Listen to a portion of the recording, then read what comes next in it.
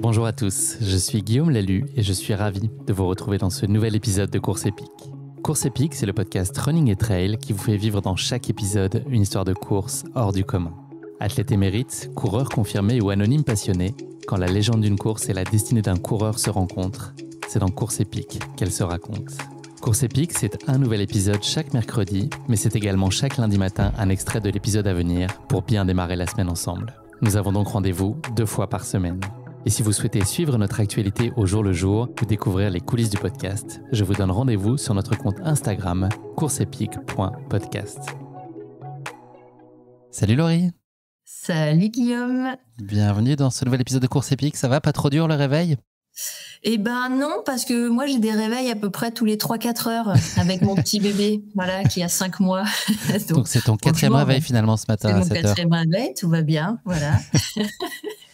Laurie, je suis ravi de te recevoir aujourd'hui pour mettre en lumière, une fois n'est pas coutume, des nations qui sont moins exposées, qui prendront part au prochain championnat du monde de trail à Caen, France. Ça approche, là c'est dans un petit peu moins de 2 semaines. En l'occurrence, donc le Cambodge. Je ne sais pas si c'est le petit pousset de l'épreuve, mais en tout cas, pas loin. Donc je suis ravi de te tendre le micro. C'est un plaisir de rééchanger à nouveau. On avait parlé il y a 2 ans. C'était un grand plaisir pour revenir sur ta trajectoire plus personnelle. Et on avait parlé du trail d'encore, je ne sais pas si tu t'en rappelles. Et voilà, là, tu as une double casquette puisque tu es à la fois sélectionneuse de l'équipe et puis tu vas être athlète pour cette sélection. Donc voilà, je serais curieux. Je suis sûr que les auditeurs seront très curieux d'en savoir plus sur l'envers du décor de votre participation à cet événement. Et à la fin de cet épisode, je vais échanger avec Nicolas et Eddy, qui sont tous les 2 membres de la sélection, qui vont venir compléter tes propos. Est-ce que tu es partante, bantée ? Je suis partante, voilà. Si alors tu parles des auditeurs, mais si les gens peuvent regarder aussi, s'ils me reconnaissent, parce qu'avec les cheveux courts, c'est vrai. Ça, je suis la même personne avec qui voilà, on avait fait le podcast. Je précise. Hein. Oui. Alors j'ai fait une tentative. T'as pas entendu en cambodgien banté ? Ça veut dire ça te va ou t'avais compris ou pas entendu ou je l'ai mal dit ? Ouais, on parle que quelques mots. Alors là, tu commences dans le vif du sujet, parce qu'on avait déjà eu des remarques comme ça que dans l'équipe, il y a pas tout le monde qui parle le khmer. Mais bon, on peut commencer par Chomrepsur, qui veut dire bonjour. Voilà. C'est très bien ça. Je vais laisser Chomrepsur. Voilà. Oui. J'ai fait khmer deuxième langue. Bah oui, j'ai fait anglais khmer. Oui, absolument. Laurie, on va commencer comme le veut la tradition ce podcast avec un petit instant éphéméride. On est aujourd'hui le 16 septembre. Et figure-toi qu'en 1956, ce même jour, naissait David Copperfield, le magicien. Ça te rappelle quelque chose ? En 1983, il a marqué l'histoire en faisant disparaître la Statue de la Liberté en direct à la télévision devant un public qui était médusé. Son message hautement philosophique, c'était de rappeler que la liberté peut s'évanouir si on n'y prend pas garde. Est-ce qu'entre elles, tu as déjà eu l'impression, toi, que les organisateurs avaient fait carrément disparaître la ligne d'arrivée à la manière de Copperfield, tellement elle te paraissait impossible à atteindre ? Ça t'arrive souvent ? En fait, souvent, on a l'impression qu'elle est beaucoup plus loin que ce qu'on pensait. Encore ce week-end où voilà, j'ai fait une course. J'ai repris il y a peu, comme je te disais, avec la naissance. Mais oui, ça arrive souvent quand on trail, on sait jamais la distance pile comme sur une course sur route officielle. Et c'est vrai que souvent, il faut en garder pour la fin parce que la ligne d'arrivée est loin. Mais en général, non. C'est quand même de mieux en mieux organisé, toutes ces courses. J'avais écouté l'épisode qu'on avait fait ensemble il y a 2 ans. Je disais que tu avais tout le temps le sourire en course et tu avais confirmé. Donc, c'est quand même une théorie qui se vérifie et tu arrives à atteindre avec le sourire les lignes d'arrivée de manière générale. J'essaye. Ouais. Tu as accueilli avec ton compagnon, donc Romain Athanasiou, un petit garçon prénommé Coly, il y a environ 5 mois, si je ne dis pas de bêtises. On ne doit pas être trop loin de ça. Comment est-ce que tu vis ce nouvel équilibre familial au quotidien ? Alors, déjà, je te reprends sur la prononciation. C'est Kaoli. Kaoli, d'accord. C'est un prénom qui vient des îles. C'est, tu sais, le prénom du surfeur qui a été champion olympique, le français. Et écoute, c'est que du bonheur, malgré la fatigue, bien sûr. Mais bon, ça, on le sait. Ça faisait des années que voilà, j'avais cette envie qui était enfouie parce que malheureusement, en 2013, j'avais perdu une petite fille à la naissance et j'avais jamais réussi à retrouver la force, je dirais, le courage. Et puis, le contexte faisait que ça ne s'était pas présenté. Et puis, j'ai rencontré Romain qui, lui, avait aussi un premier garçon, un premier enfant, un premier garçon, qui a 6 mois d'écart avec Antoine, mon grand. Donc ça, c'est super. Ils s'entendent vraiment bien. Ils font de la voile ensemble. Et on a discuté de ce projet d'avoir un enfant. Alors au début, j'étais très surprise et puis je rigolais en disant non, tu sais bien, moi c'est compliqué. Et en fait, au fur et à mesure de la discussion, C'était vraiment une envie. Et puis voilà, il est arrivé, il va très bien, il est très souriant, il est chez la nounou et puis voilà, c'est un nouveau rythme. C'est tu sais, un joyeux bordel comme on dit à la maison, mais c'est tout ce que Et je c'est voulais. parti Voilà. pour durer. Ah ouais. Donc ça vous empêche pas de faire du sport, bien au contraire. Ta reprise avec un dossard, elle s'est faite au marathon du Mont-Calm. C'était mi-août, la même où tu avais couru ton dernier trail. C'était enceinte à ce moment-là l'année dernière. Comment est-ce que tu as vécu ce retour avec Romain à tes côtés? J'imagine dans des conditions de prépa qui sont quand même pas tout à fait idéales. C'est quoi les sensations dans ces moments-là?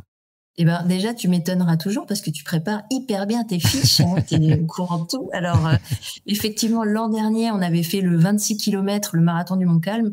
En fait, c'est co-organisé, on va dire, par Nahuel Passera, un ultra-trailer, qui fait partie de la team Meltonic, avec qui on est ambassadeur avec Romain. Et c'est une course qui est vraiment très belle dans les Pyrénées. Et puis, depuis la Bretagne, c'est un peu moins loin que les Alpes. Donc, on avait fait cette course et je venais d'apprendre que j'étais enceinte. J'étais à 2 mois de grossesse et on s'était dit, on essaiera de la faire l'an prochain. Ce sera ma course de reprise. Et effectivement, on l'avait fait ensemble avec Romain qui s'est mis aussi à la course à pied. Donc, c'était le marathon du Mont-Calm, comme tu disais, 40 km et 3000 de dénive. Et en plus, d'un coup, tu montes au Mont-Calm et puis tu redescends. Hyper technique, hein, toute la zone, là, ces courses ce week-end-là sont effroyablement techniques. Alors hyper technique, mais ça me permettait aussi de fouler les Pyrénées avant les championnats du monde, malgré tout, parce que je savais que c'était un mois après. Et voilà, on y est allé vraiment tranquille. Malgré tout, arrivé en haut, en fait, le dénivelé positif avait fait vraiment très mal aux jambes à Romain, parce qu'en Bretagne, on n'avait pas pu trop se préparer à ça. Et la descente, encore plus. Il s'est rendu compte que sur les plus longues distances, les descentes faisaient encore plus mal. Donc on a pris le temps, mais on voulait le finir. Et voilà, lui dans son sport, dans la voile, c'est une discipline où c'est très long. Il faut savoir serrer les dents, être patient et attendre que parfois les sensations soient meilleures et reviennent. Donc on l'a terminé en 10 heures. Tu vois, donc c'était quand même un parcours semé d'embûches, mais on a passé un bon moment et puis voilà, toute l'organisation était sympa. Donc moi, ça m'a permis de faire une grosse belle balade. Et à côté de ça, à la maison, j'ai repris un peu le spécifique. Donc voilà, fractionner un peu, chose que j'avais pas fait depuis depuis plus d'un an. Mais non, ça fait du bien finalement. Tu vois, la vie qui t'amène des breaks comme ça avec un bébé, bah tu coupes un peu, puis l'envie revient et puis c'est reparti avec beaucoup d'envie. Même si l'âge avance, hein. Est-ce que ça va pas s'arranger? J'ai une mauvaise nouvelle. Et est-ce que tu penses que c'est le dernier dossard de Romain avec toi ou est-ce qu'il va quand même refaire? Non, il aimerait refaire, mais il m'a quand même demandé de faire des courses avec moins de dénivelé. Parce qu'il a eu un peu mal au genou et puis qui dit qu'on peut pas bien se préparer. Donc les courses plus roulantes qu'il y a par chez nous, hein, qui en Bretagne en plus, il y en a vraiment beaucoup tous les week-ends. Mais l'ultramarin ou toutes ces courses qui ont quand même une certaine renommée, avec beaucoup moins de dénivelé, ça l'intéresse. Donc on n'en a pas coché dans le calendrier parce que là il a sa transat qui arrive, donc la transat Café l'Or qui part du Havre et qui va en Martinique. Et en fait, donc ça part en octobre. Mais finalement, il faut 15 jours pour y aller, tu restes sur place, et puis 15 jours pour rentrer. Donc, ça va nous amener en décembre. Donc, on verra si en décembre, je lui trouve une petite course quand même. Une petite corrida de Noël. Une petite Saint-Élion pour le finir, début décembre. Voilà. Histoire de bien récupérer. On va parler, Laurie, si tu veux bien, de ce projet donc d'équipe de trail cambodgienne. Est-ce que tu peux nous parler de l'origine de ton implication dans ce projet? Je crois que c'était à l'origine au moment des championnats du monde de 2019 au Portugal. Est-ce que tu peux nous raconter comment tout ça s'est construit et a vu le jour? Ouais. Alors en fait, donc quand j'ai commencé à vraiment faire de la course à pied un peu plus sérieusement, j'étais partie en 2017 faire le trail d'Angkor. Et donc un journaliste français, mais qui vit là-bas depuis très longtemps, m'avait interviewé et m'avait dit, mais ton père est cambodgien, puisque ma mère est française. Mais si ton père est cambodgien, tu peux peut-être courir pour le Cambodge. Et je connais un peu le comité olympique. Il nous avait mis en contact. Et effectivement, on avait eu, moi, personnellement, le projet d'essayer de battre le record du Cambodge en marathon. Mais à côté de ça, j'avais eu l'envie de créer une équipe pour les championnats du monde de trail. puisque c'est pas une discipline qui pratique énormément là-bas, hein. Plus la route et la piste, mais pas le trail. Et le comité olympique avait dit, bah écoute, pourquoi pas. Après, nous, on n'a pas les moyens de vous aider, mais si vous gérez tout et que vous financez tout, on vous laisse carte blanche. Bon, c'était déjà bien. Pas carte bleue, mais carte blanche apparemment. Donc me voilà à essayer de contacter la fédération internationale, tout ça, pour connaître les démarches, donc les inscriptions préliminaires, les affiliations annuelles, tout ça. Et puis au tout début, j'ai contacté un coureur pareil français d'origine cambodgienne qui s'appelle Sotea Fall, qui vivait à Paris et qui essayait souvent de rameuter un peu tous les coureurs d'origine cambodgienne pour faire l'Ekiden de Paris, justement, qu'on a fait plusieurs fois. Un marathon en relais. Ouais. Et puis on a essayé de voir un peu toutes les forces en présence, tous les athlètes intéressés par cette discipline. Et voilà, on a essayé je dis on parce qu'on était tous ensemble à essayer de savoir comment s'organiser, qui prendre, qui avait les moyens aussi de pouvoir financer le déplacement là-bas. Et une première équipe est née au Portugal en 2019 avec 5 franco-cambodgiens. Donc certains qui vivent à Paris, il y en a un qui vit à Hong Kong, Matt, certains métis ou certains 100%. Et bon, ça a pas été simple, mais ça a été une expérience sensationnelle, des émotions incroyables. Enfin voilà quoi, c'est tu vois, on a entendu parfois des choses difficiles, hein, parce que quand t'es métisse, là je parle vraiment de généralité, mais les gens ils disent il faut choisir, t'es soit français soit cambodgien, mais en fait non, moi mon père est né là-bas, il est arrivé pendant la guerre. Il a perdu pendant son emprisonnement ses parents et ses sœurs qui ont été assassinés. Il a réussi à atteindre la France grâce à la Croix-Rouge et beaucoup de mes coéquipiers ont les ancêtres qui ont des histoires similaires.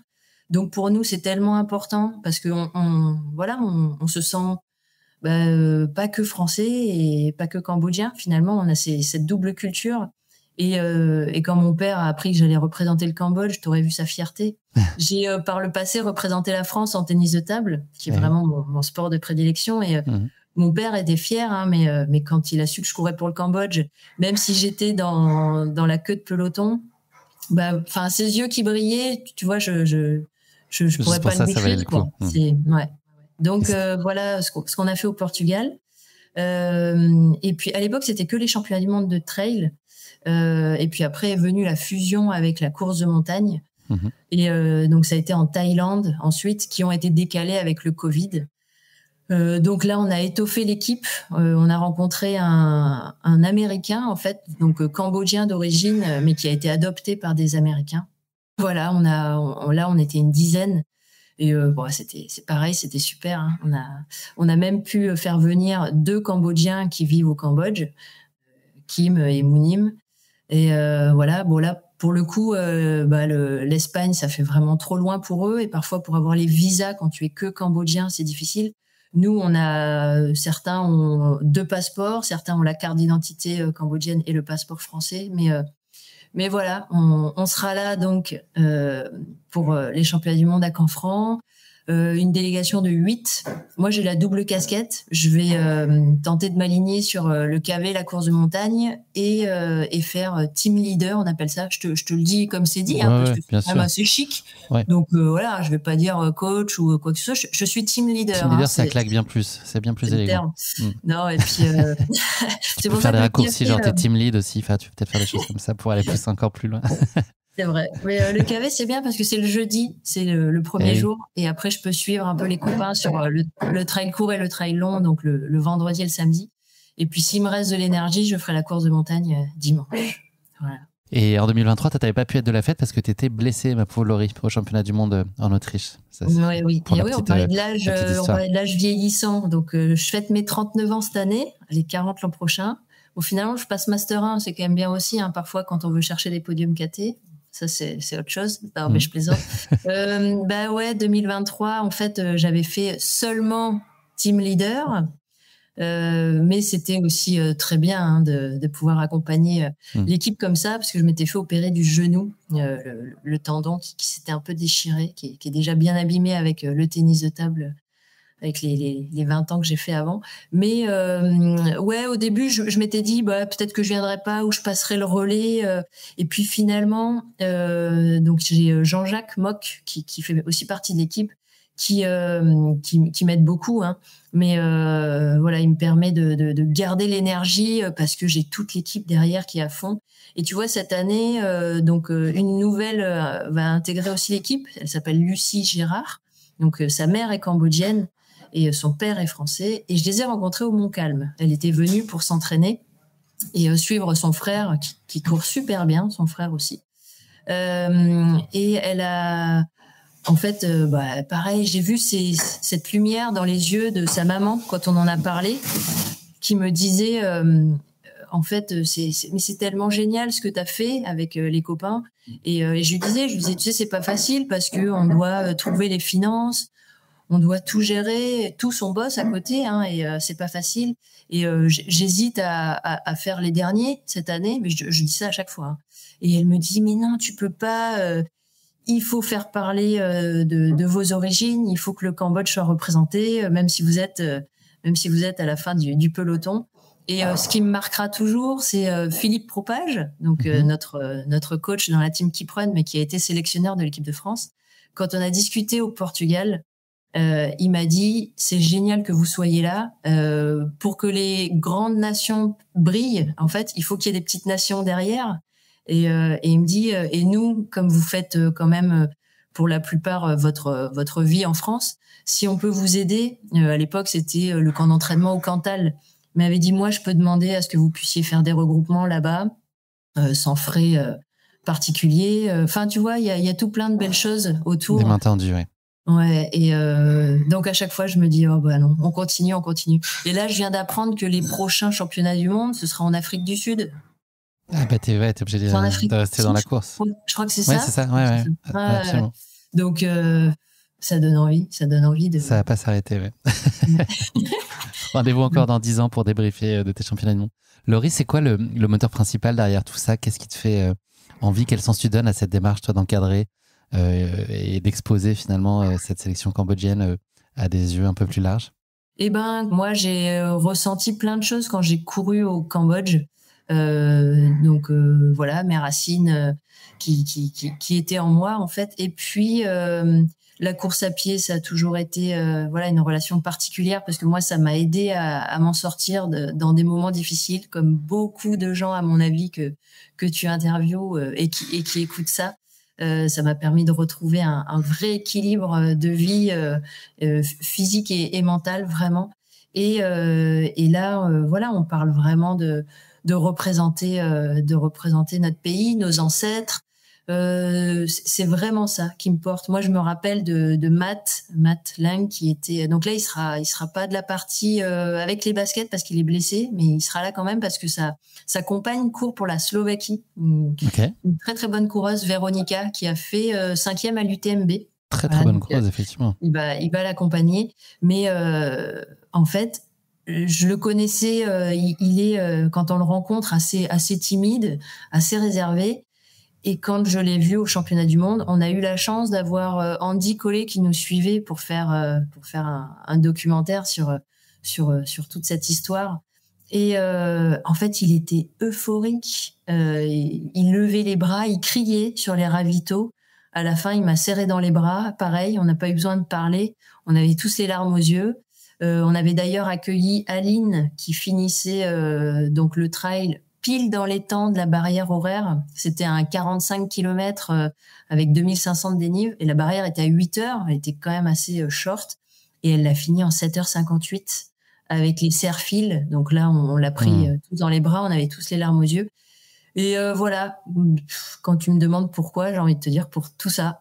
Voilà, voir tout le monde exploser de joie et avoir toutes ces sensations. Finalement, pour moi, c'est ça la vie. Hein, c'est avoir toutes ces émotions qui nous rendent vivants. Est-ce que tu peux nous parler de ton champ d'action concrètement là, le spectre, il doit être très large, j'imagine, dans toutes les petites choses à opérer. Est-ce que tu peux peut-être illustrer quelques-unes des choses que tu es obligé de gérer sur les plans administratifs, logistiques, sportifs, etc. J'imagine que la liste, elle est infinie. Ouais, alors j'ai la chance d'être bien entourée. Tu vois, cette année dans l'équipe, ce qui va être nouveau pour nous, c'est la participation de Nico Maréchal, qui lui va être cambodgien d'adoption puisqu'il est marié avec une cambodgienne.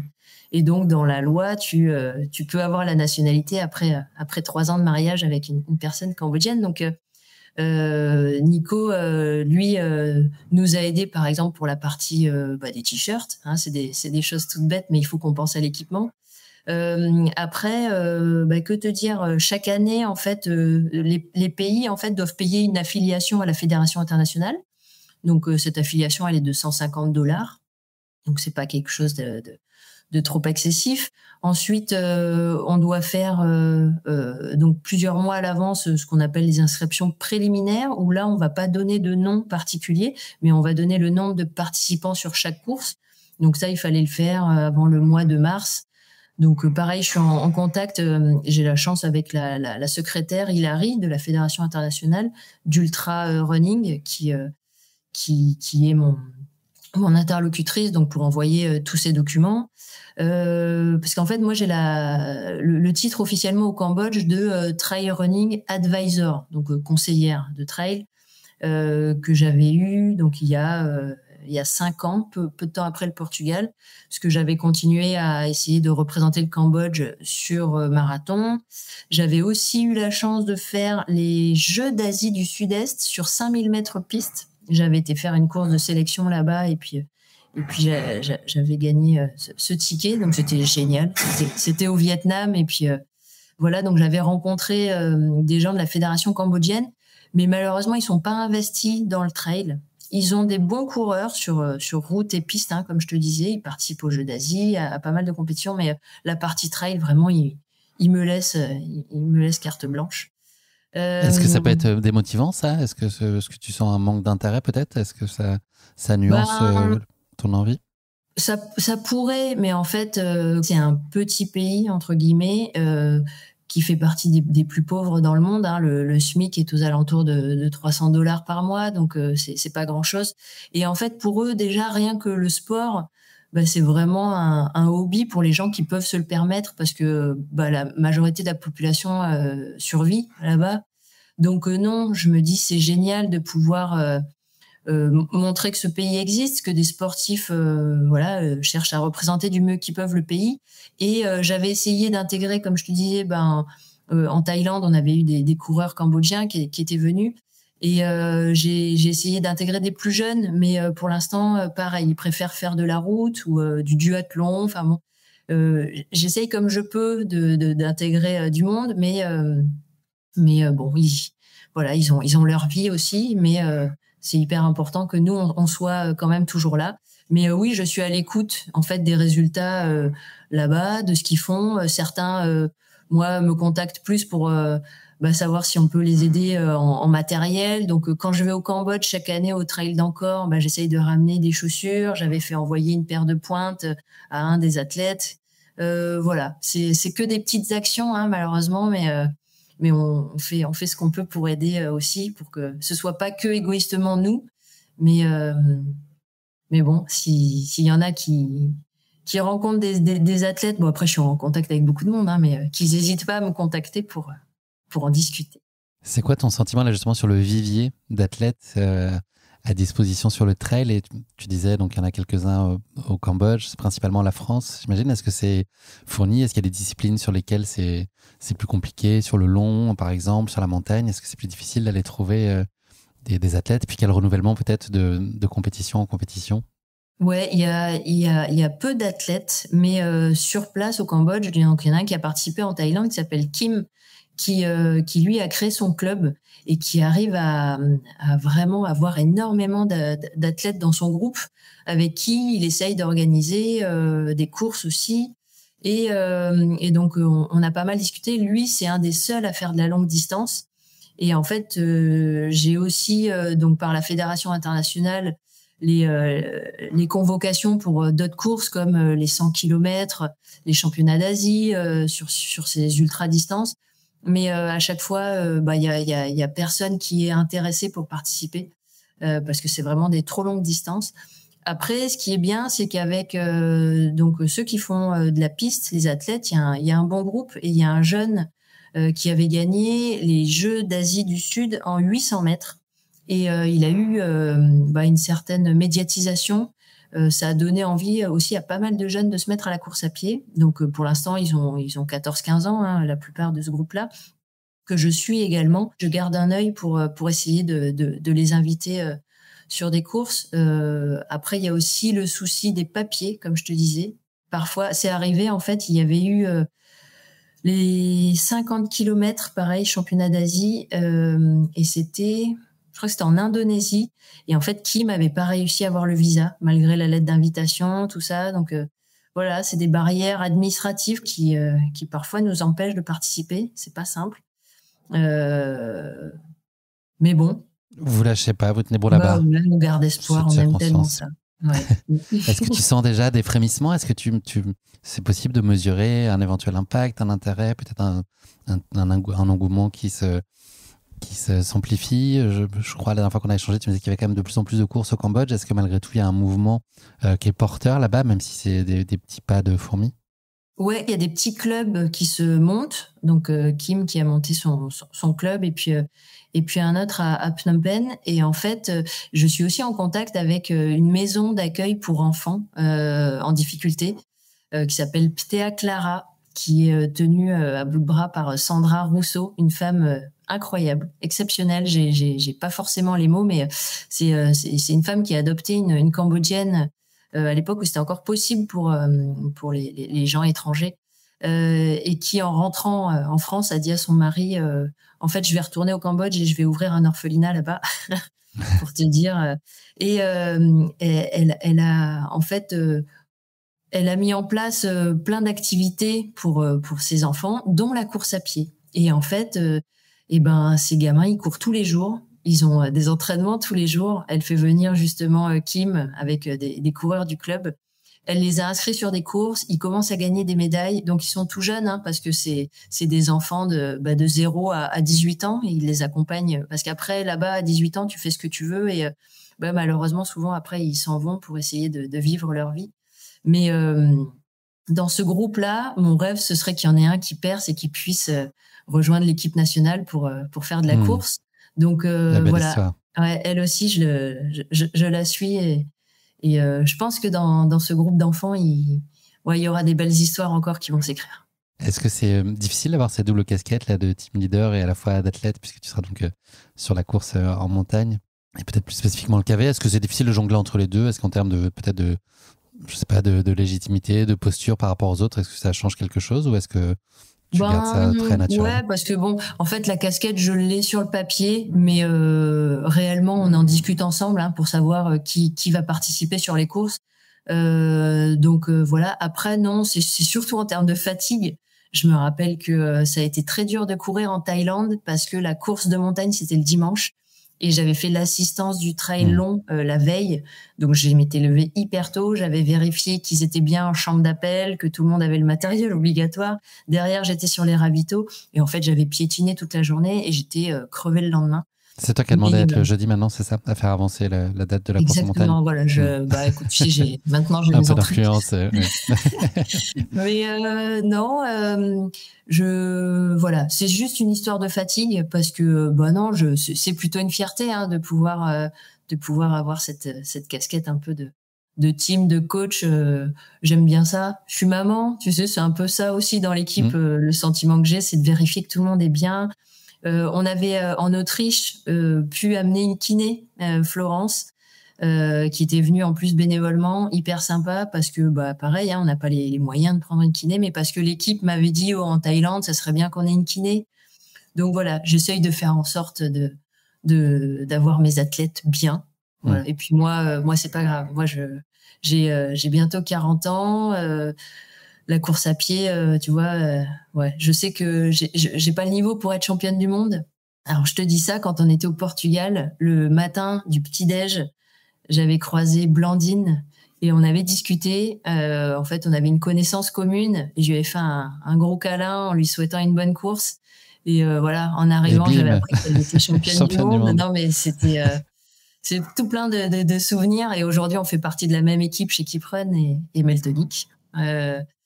Voilà. Choisis bien à qui tu fais un câlin, donc à Canfranc. Bien sûr. Voilà, si je te fais un câlin, c'est que tu vas être champion du monde. Ouais, exactement. Bon. C'est très, très possible. Attention, méfiez-vous. Prends garde à toi, Jim Ramsey, si tu es de la fête. Justement, sur Canfranc, là, avant qu'on se quitte, Laurie, sportivement, ça peut être quoi vos ambitions, toi, à titre personnel, puis pour l'équipe, à quoi vous pouvez prétendre, vous rêvez? Est-ce que c'est le sujet, d'ailleurs? Nous, c'est donner le maximum, vraiment. Les barrières horaires, voilà, ça peut faire sourire certains, mais pour nous, elles sont difficiles. Donc déjà arriver dans les temps. En plus, souvent, donc il faut être 3 classés pour classer l'équipe. Je me rappelle que c'était un peu ça l'objectif, que tout le monde arrive dans les temps pour que l'équipe puisse être classée. Voilà, c'est juste des objectifs. Pour nous, mais non, se donner le maximum comme on le fait. Moi, quand je vois les gars arriver, voilà, la langue qui pend et le sourire, la fierté dans le regard. Ouais, la fierté, tout ça, ça me suffit. Tu vois, Eddy, que tu vas interviewer demain, il était arrivé, donc lui, il avait participé à ses premiers en Autriche et je lui avais fait passer le drapeau juste quelques mètres avant de passer la ligne. Et il y avait eu une photo magnifique. Je l'avais mis en intitulé Notre groupe. Il était avec le drapeau sur les épaules en train de passer la ligne. Un regard tellement, je sais pas comment dire, mais tellement profond, tellement de fierté à l'intérieur que c'est ça. Ouais, tout ça justifie tous les efforts mis en place. Laurie, juste si tu fermes les yeux, là, à quoi elle ressemble ton équipe nationale de trail du Cambodge rêvée là dans 5 ans? Qu'est-ce qu'on y trouve? Attends, et quelle structure autour? Vas-y. Tu triches pas, hein? T'as rouvert. Ouais. Et Laurie, elle est que team leader pour pouvoir bien gérer ça, préparer au mieux et elle trouve les moyens d'avoir toujours un staff un peu plus étoffé. Et puis après, des plus jeunes dans l'équipe, des Cambodgiens, un peu plus de filles. Là, on sera que 2 à courir. Et voilà, tu sais, cette hétérogénéité dans l'équipe avec des jeunes, des plus âgés, et puis de l'envie, et puis un peu plus de contact avec le Cambodge qui s'intéresse au trail, tu vois. La fédération qui relaye nos résultats, par exemple. Ce serait déjà une petite avancée. Ouais. On vous le souhaite. Merci beaucoup, Laurie. Avant qu'on se quitte, est-ce que tu as un message pour Eddy et Nicolas, là, à qui je vais passer le relais ça va être dans quelques secondes pour nos auditeurs, mais ce sera dans 24 heures pour nous dans la vraie vie. Est-ce que tu as un petit message pour eux? On sera à S-1, en fait, demain, du départ là-bas, et eux à S-8 jours de leur course. Donc, j'espère qu'ils auront fait une belle séance de fractionnés, tu vois, d'ici demain. Donc, tu me vérifies tout ça. Non, écoute, juste, j'espère que tu ressentiras leur envie et leur bonheur. Voilà, je sais que pour Nico, ça va être quelque chose aussi de très fort, de pouvoir représenter le pays de sa femme. C'est un vrai passionné, hein. Nico, c'est une belle rencontre. Il était au Cambodge au Trail d'Angkor l'an dernier. Je l'ai vu et c'est tout ce qu'il fait pour pouvoir faire parler de ce pays. Ça me fait vraiment chaud au cœur. Donc c'est pour ça que c'est un vrai bonheur de l'avoir dans l'équipe. Donc non, fais-leur un gros câlin. Je vais leur faire ça, un câlin porte-bonheur. J'ai l'impression que ça peut faire ça peut faire la différence. C'est noté, Laurie. Merci beaucoup pour ton temps. Et à très bientôt, on se voit à Canfranc puisque j'y serai, donc on aura probablement l'occasion de se recroiser. J'ai envie de te dire babos, comme on dit. Hein, ça veut dire quoi? Babos. Ça veut dire travail. Babos, allez au boulot. Rendez-vous là-bas, dans S+1, ça arrive vite. Hein. Je suis pas prêt encore. Carrément. Ouais. Bonne fin de prépa, repose-toi et puis merci pour ton temps, c'est toujours un très grand plaisir, tu le sais. Merci à toi, à Salut bientôt. Laurie. Bye bye. Salut.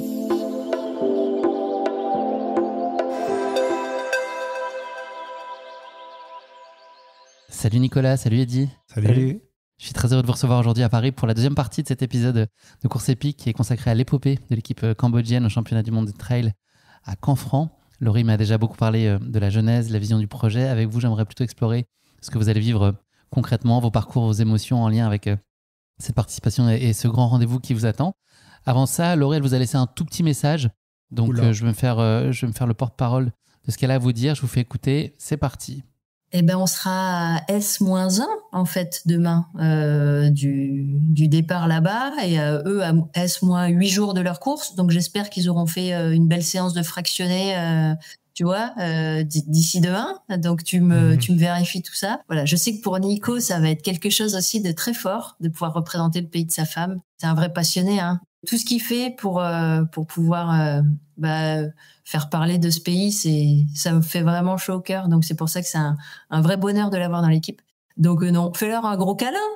Bon, on va se faire un petit câlin de loin. On va garder ce moment-là pour votre ligne d'arrivée. Ce sera le câlin, il sera bienvenu à ce moment-là. Vous avez fait votre fractionné ce matin alors ou pas? Qu'est-ce qu'on raconte à l'entraîneuse, un à petit la peu team lead? parce qu'on a pris les transports. Donc tu sais, les transports parisiens, tu as toujours besoin de fractionner un petit peu pour monter dans le train et cavaler de station en station. Donc oui, on l'a fait, Laurie, promis. Il y a des barrières horaires un peu partout. Et ça aurait pu être demain. Jour de grève, ça aurait été encore autre chose. Là, je pense que ça aurait été encore plus forcé qu'un tracé à Canfranc. Tous les deux, on va évoquer donc plus en détail. On va un peu prolonger ce qu'a raconté Laurie sur toi, ton lien particulier, Nicolas, avec le Cambodge. Et puis toi aussi, Eddy, c'est l'occasion d'en parler aujourd'hui. Avant ça, pour parler de course à pied, c'est quoi votre premier souvenir marquant de course à pied l'un et l'autre? Peut-être Eddy pour commencer. Ton tout premier souvenir, ta première émotion forte, ado, adulte, sur une course, à l'entraînement, enfin, quel souvenir marquant de course à pied, un point de bascule? Je dirais que j'en ai plusieurs, mais si je dois en raconter une, c'était il y a 2 ans, au premier championnat du monde à Innsbruck, où je franchis la ligne, enfin, dans les derniers.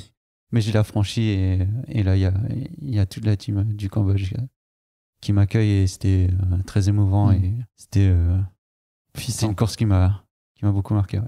Avec le drapeau, hein, c'est ça, t'as arrivé à franchir avec le drapeau et les yeux un peu de là. C'est le vent, hein, c'était ça, le sacré foutu vent. Il faisait pas très beau, il faudrait qu'un mémoire, je pense. Oui.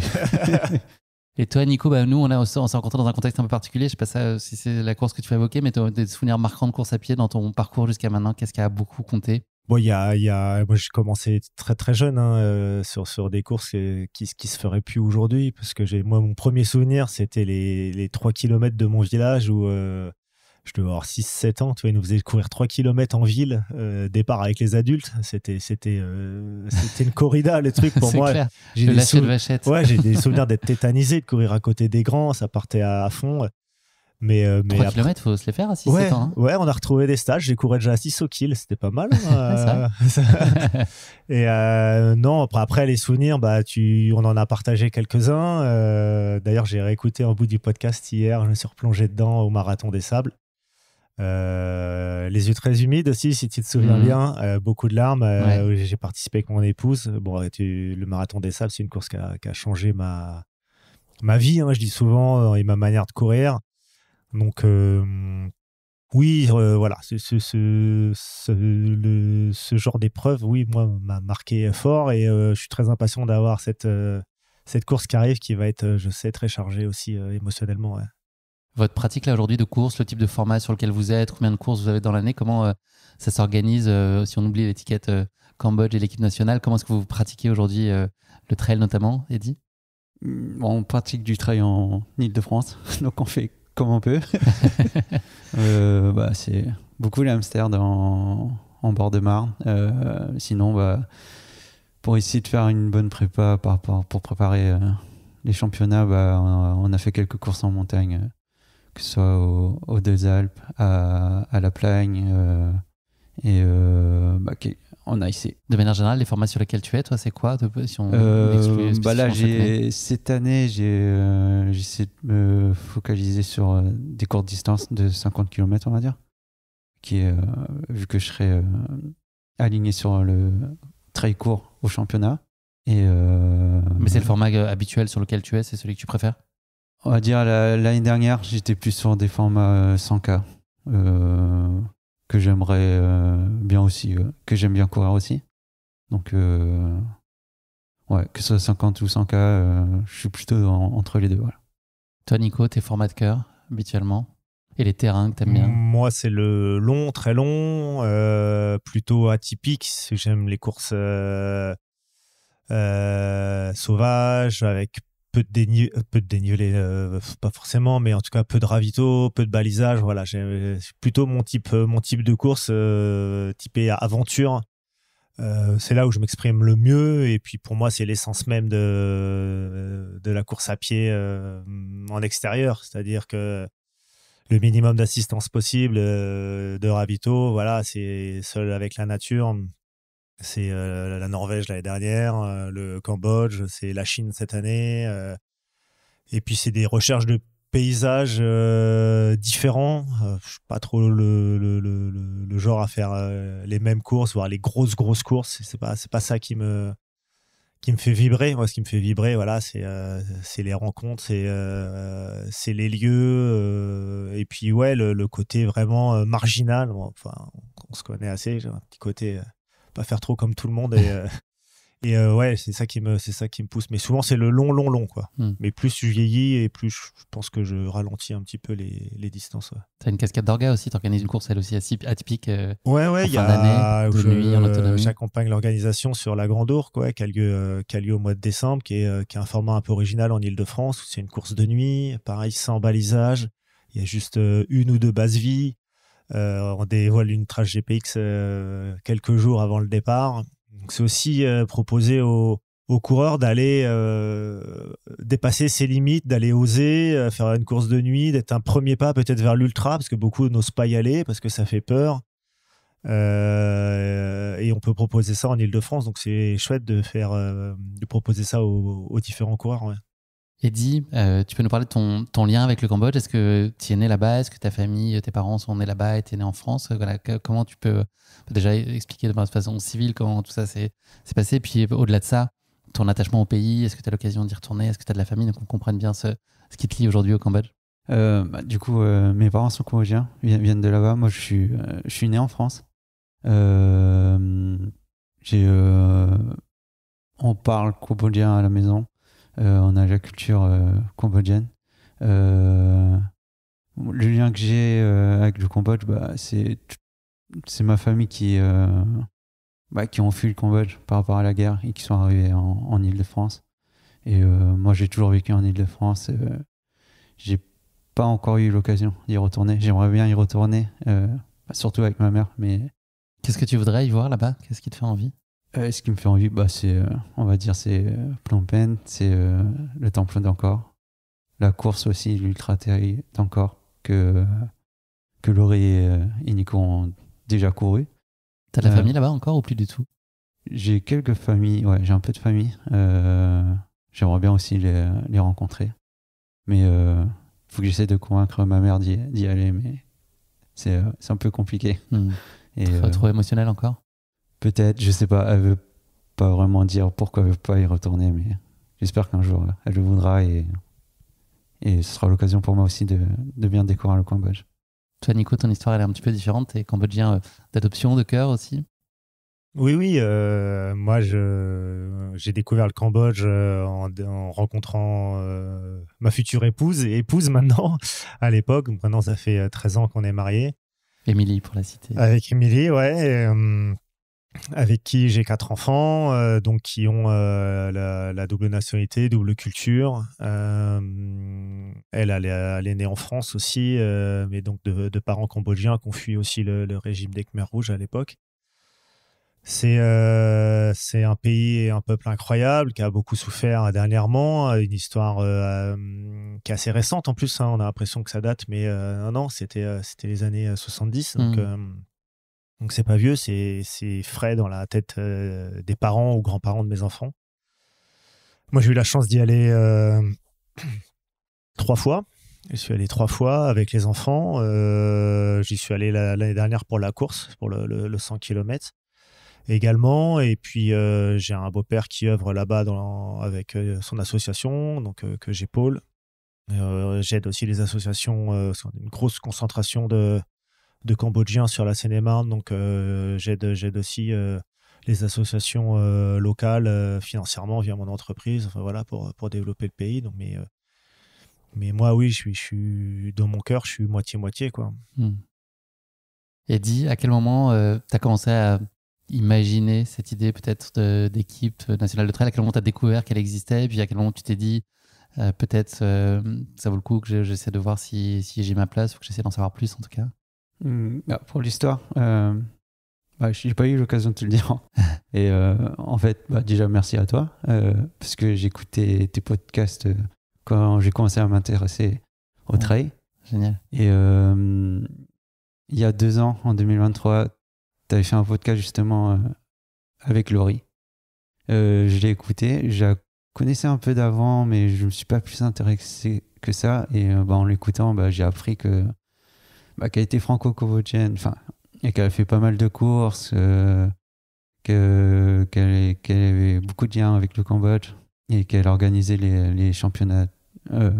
Qu'elle pilotait l'équipe, c'est ça? Qu'elle pilotait l'équipe, qu'elle avait déjà fait les championnats du monde de trail et avec une équipe franco-cambodgienne, donc forcément ça me parlait. Et suite à ce podcast, en même temps elle faisait la promo de son film, donc c'est ce qui m'a donné aussi envie de regarder son film.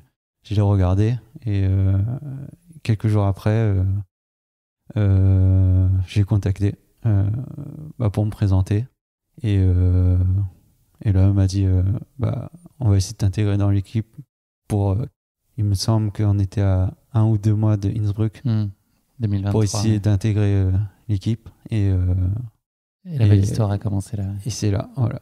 Génial, c'est incroyable, je savais pas que c'était en lien avec le podcast. Tant mieux si c'est des petites actions qui sont sur le chemin et qui permettent de déclencher des choses. Tant mieux, c'est chouette, c'est le sens de ce podcast là. Donc ça a démarré en 2023, en gros, autour de Innsbruck. Tu nous as parlé de ton arrivée là tout à l'heure. Toi, Nicolas, à quel moment tu t'es dit c'est peut-être possible? Ton statut est peut-être un peu particulier. Je crois qu'on peut avoir la nationalité au bout de 3 ans. À quel moment tu t'es dit que c'était réaliste et envisageable? Écoute, moi je suis en relation avec Laurie depuis un moment. On échangeait via ces différentes actions que je soutenais aussi. Parce que comme je te disais, voilà, j'essaie d'encourager tous ceux qui essayent de mettre le Cambodge sur la carte avec différentes actions. Donc on échangeait déjà beaucoup sans se connaître et on s'est rencontrés l'année dernière à Angkor Wat sur la course organisée par Jean-Claude Lecornec. Et puis en fait, j'avais pas fait un trop mauvais résultat sur le 100 km. Et du coup, elle m'a dit, mais on a rarement des coureurs qui viennent sur le 100, sur le long en tout cas, dans l'équipe du Cambodge. Donc, est-ce que ça te dit de participer quasiment dans 1 an et demi au championnat du monde avec nous? J'ai cru que c'était un peu une blague de Laurie, la connaissant, tu sais. Pas impossible, la connaissance, effectivement. Voilà. Et elle m'a dit, j'ai dit, bon, je verrai, on verra si ça tient la route ou pas. Puis en fait, non, c'était bien parti. Donc pour moi, c'était vraiment une heureuse surprise et une fierté de pouvoir porter ces couleurs-là et pour l'équipe, parce que je connais pas mal de membres, mais pour la famille aussi, pour les enfants, leur montrer, tu vois, continuer à appuyer sur cette double culture qui est vachement importante pour moi, qu'ils n'oublient pas ces racines-là et ça permet, une fois de plus, de contribuer à remettre le Cambodge sur la carte et ça, c'est plutôt chouette. Ouais. S'il y avait pour toi, Eddy, une motivation, un moteur principal sur le fait de rejoindre cette équipe, c'est quoi ce qui te fait envie? Qu'est-ce que tu as envie de porter comme message ou d'apporter avec cette contribution au rayonnement de l'équipe du Cambodge? Pour moi, c'est la fierté de pouvoir porter le maillot du Cambodge, représenter le Cambodge, montrer aussi à ma famille que je représente ce pays-là. Comment ils ont réagi? La première édition, ils étaient fiers de moi. Ils étaient contents que je représente, m'encourager derrière et tout. Et j'espère que cette année, je vais pouvoir refaire la même. Et ils sont tous contents aussi que je puisse de prendre la ligne de départ. Ouais, je sais pas, c'est courir pour représenter le Cambodge, c'est aussi un pays qui est pas très connu, donc pouvoir c'est donner un peu de lumière, c'est chouette. Ouais. C'est ça, ouais. Concrètement, là, vous n'êtes pas, on peut le dire, pas très soutenu par la fédération. Il y a une forme de désintérêt, pour le dire poliment, de façon soft. Ça a des impacts pour vous? C'est-à-dire que concrètement, c'est un projet que vous voulez porter à bout de bras, donc en termes d'énergie, mais aussi en termes de finances. Donc là, concrètement, vous devez-vous financer vos déplacements, le matériel. C'est des budgets qui sont assez importants aussi. C'est des concessions à faire, j'imagine. C'est des concessions, mais en fait, je pense que ça renforce aussi notre conviction de montrer qu'on va y arriver. Oui, la Fédé nous aide pas, j'allais dire pas beaucoup, mais non, elle nous aide pas. On a même eu du mal à réussir à s'inscrire, à obtenir juste la signature. Laurie pilote ça de manière incroyable, ça lui demande une énergie folle, accompagné de Jean-Jacques. Donc nous, on croise les doigts, on fait ce qu'on peut, on finance les maillots, on finance les inscriptions. Enfin voilà, on est, comme je le dis souvent quand j'en parle, hein, on arrive, on est un peu les Rasta Rockets là, de la compétition. On arrive en s'entraînant dans des endroits qui n'ont rien à voir avec la montagne. On n'a aucun moyen financier, on n'a aucun équipementier, on est en freelance complet quoi. Mais finalement, est-ce que c'est pas ça qui va se faire nous une vraie équipe? Enfin, tu vois, c'est vraiment d'avancer avec le cœur, avec l'envie de tout défoncer, de prouver au monde que on peut quand même y arriver. Et c'est aussi le message, je pense que cette team veut véhiculer, qu'on est là, on arrive, on est de bonne humeur, on sait qu'on va être dernier, c'est pas grave, on s'en fout. Nous, on veut qu'on voit voir le drapeau du Cambodge briller. Et marquer les esprits juste avec ça, quoi. Avec le cœur, épater aussi au-delà des nations qui sportivement sont intouchables. Forcément, là, la starting list, elle est sortie quand ça pique les yeux. Hein. c'est beau et en même temps, moi, je suis content. Je vais prendre le départ avec Jim. Ah oui. Je vais le regarder de loin, mais voilà, tu vois, c'est des coureurs comme ça. Tu te dis, c'est génial d'avoir cette possibilité-là. Et il faut qu'on kiffe à fond, quoi. Il y a des moments où vous avez douté sur le fait de pouvoir aligner cette équipe. Est-ce que vous étiez habité par une conviction ou une espèce d'aveuglement dès le début, ou est-ce qu'il y a des moments où vous avez dit en fait c'est trop complexe? Et Eddy, toi tu y as cru tout le temps? Comme le dit Nico, la Fédé cambodgienne ne nous aide pas trop au niveau des inscriptions, donc on a eu la confirmation. La vraie confirmation de notre inscription, il y a... Le dernier jour des inscriptions. C'était ça. On était en vacances ensemble à La Plagne en prépa et tous les soirs, on attendait un message de Laurie qui nous dit c'est bon, on y est. Et jusqu'au dernier jour des inscriptions, on était sûr de rien parce que c'était compliqué et je pense que ça s'est fait 24 heures avant, quoi. Donc, à un moment, on s'est demandé si on faisait pas tout ça finalement pour pas grand-chose, quoi. Vous pouvez me parler de l'équipe là, peut-être, je ne sais pas si Nicolas a tous les coureurs en tête, mais vous serez sur le long, le court, la montagne, aussi avec Laurie. Vous êtes on est 8 coureurs, 6 hommes, 2 femmes. Il y a Laurie et Lucie. Lucie sur le court, qui sera sur le court avec moi. Ouais. Il y a Jean-Jacques, Jean-Luc, Amarit et Farrell. Qui lui vient des US. Ouais. Il est aussi cambodgien, US. Et Nico sur le long et moi sur le long. Ouais. Comment est-ce que vous avez pu organiser la préparation? Là, vous parliez un peu de votre été.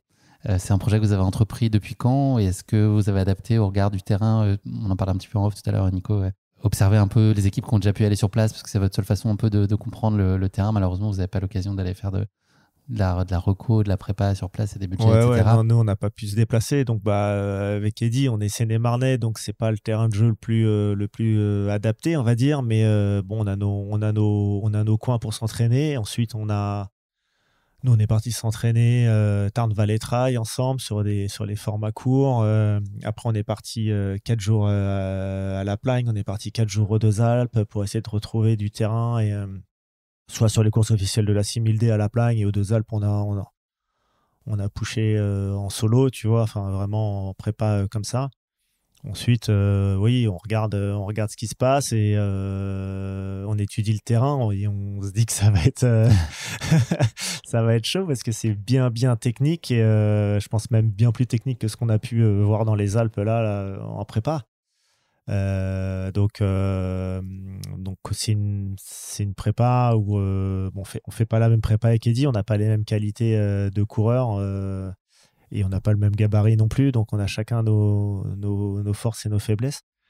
Mais vous mettez en commun là tous ensemble? Est-ce qu'il y a un groupe sur lequel chacun échange un peu où il en est? Vous avez des des points de passage réguliers aussi pour vous entretenir la motivation, partager voilà, ce projet, ou est-ce que c'est un peu chacun dans son coin et il y a quelques temps de passage? On a un groupe, mais on a essayé de faire quelque chose en mi-août, mais bon, en fonction des disponibilités des personnes, on pouvait pas se regrouper.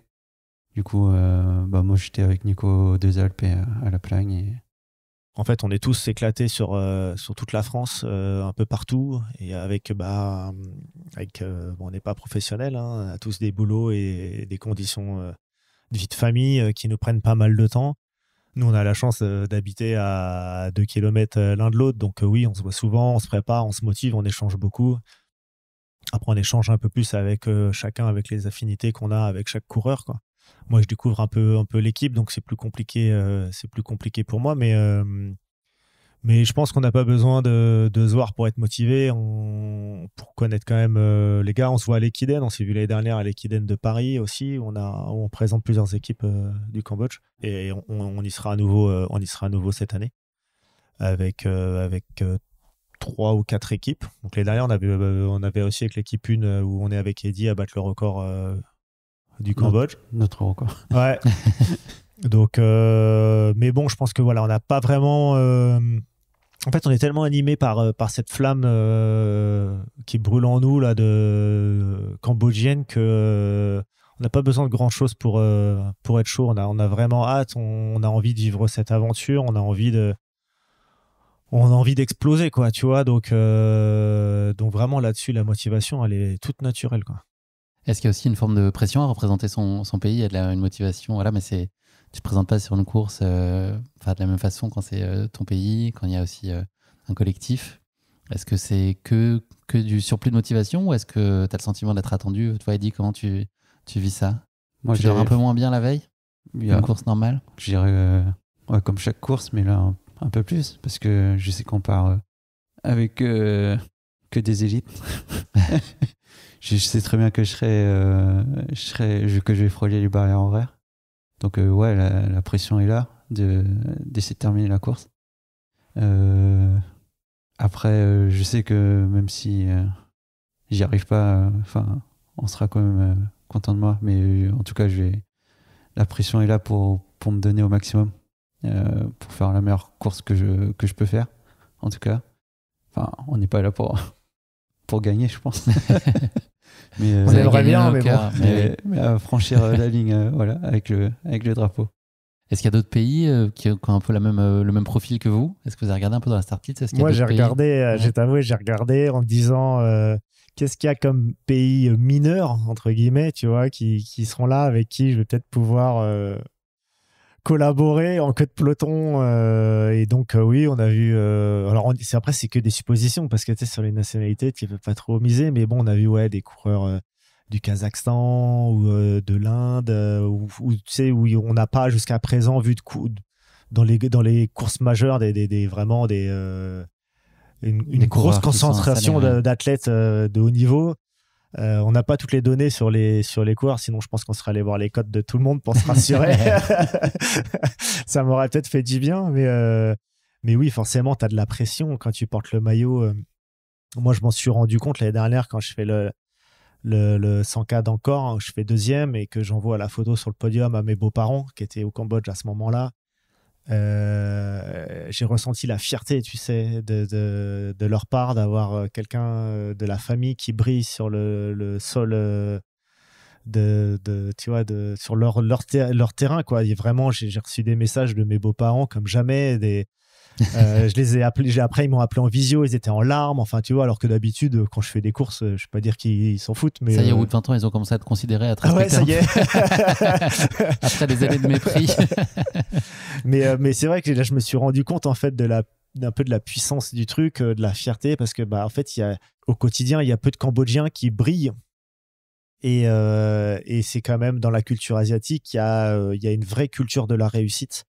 Ils aiment d'avoir des enfants qui réussissent, qui font de grandes études, qui sont médecins, qui sont ingénieurs, qui ont des postes vraiment importants. Il y a une vraie culture de la réussite, et ça passe aussi par le sport.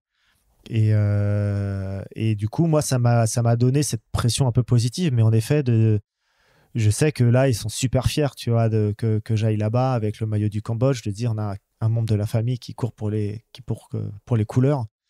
Et du coup, bah, ouais, ça t'en remet une petite couche supplémentaire, comme si on en avait pas assez avant.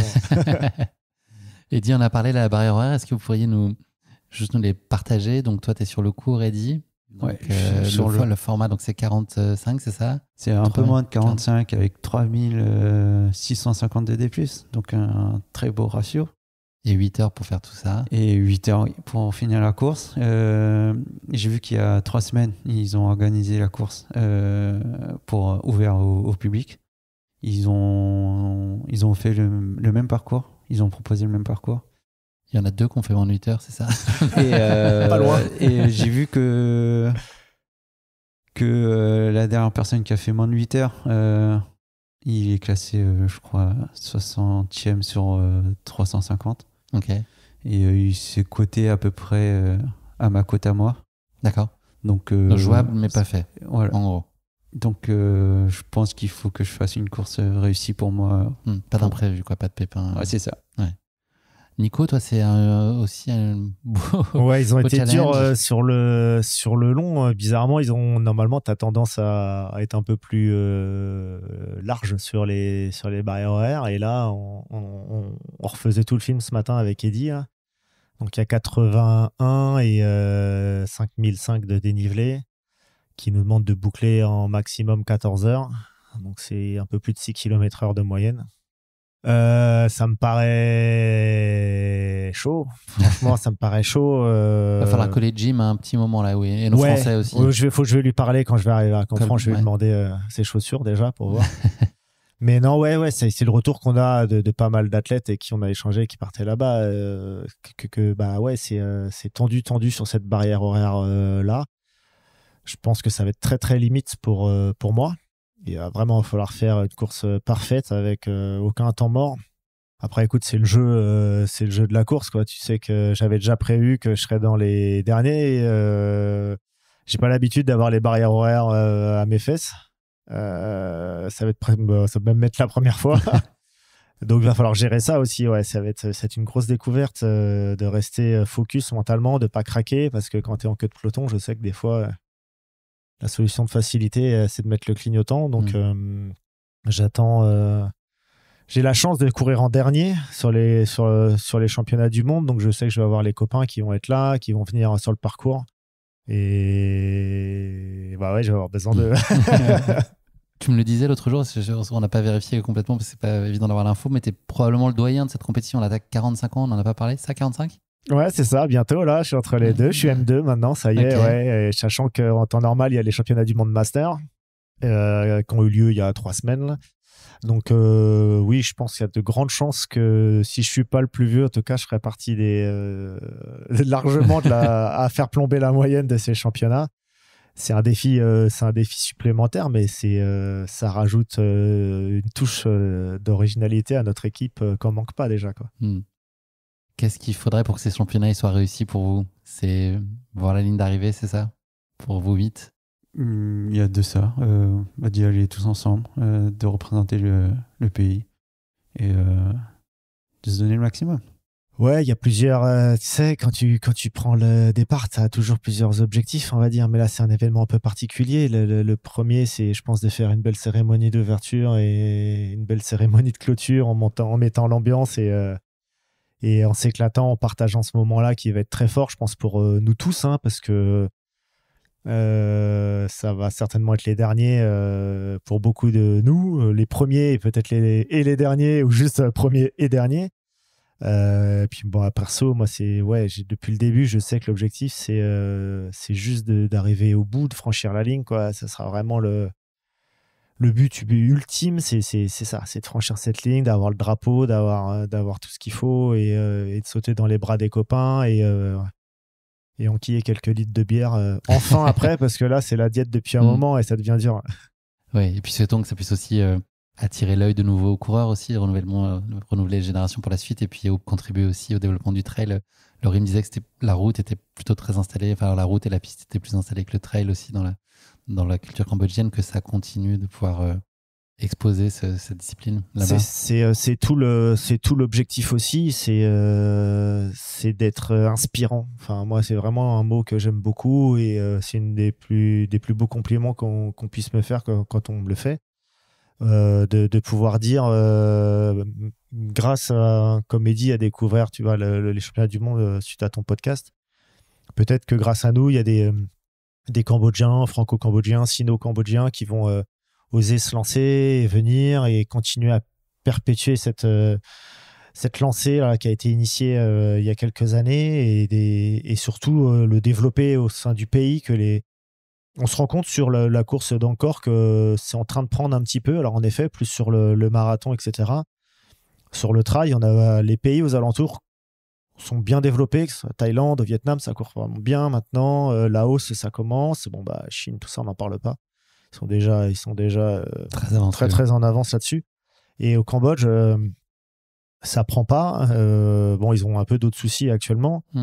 Mais voilà, l'idée, c'est toujours de pouvoir se dire, même si on arrive à amener une personne demain à franchir le cap, à se dire, bah ouais, c'est faisable. Il y a une équipe, il y a un truc. Et puis on sait que c'est toutes ces petites branches qui vont grossir au fur et à mesure et peut-être que dans 10 ans, on aura une équipe qui jouera les premiers plans au championnat du monde.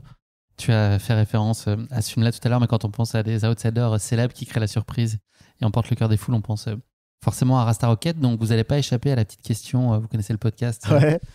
Ça va être assez simple. Le film, il est inspiré d'une histoire vraie, donc la première participation de la Jamaïque au JO d'hiver à Calgary en 88. Est-ce qu'il y a eu d'autres équipes, d'après vous, de la Jamaïque au JO d'hiver suite à cette première participation en 88 ? Oui. Ils l'ont pas fait 2 fois déjà, non ? Ils n'ont pas fait les JO juste d'après ? Je vais pas te dire. Attends, tu dis oui ou tu dis non ? Moi, je dis oui. Ouais, Eddy ? Je dirais oui. Oui. Ils ont continué effectivement un bon nombre de fois. En 92, en 94, 98, 2002. Il y a eu un trou ensuite, 2014, 2022. Et pour la première fois, il y a eu des femmes aussi, une équipe féminine de bobsleigh de la Jamaïque en 2018 à Pyeongchang.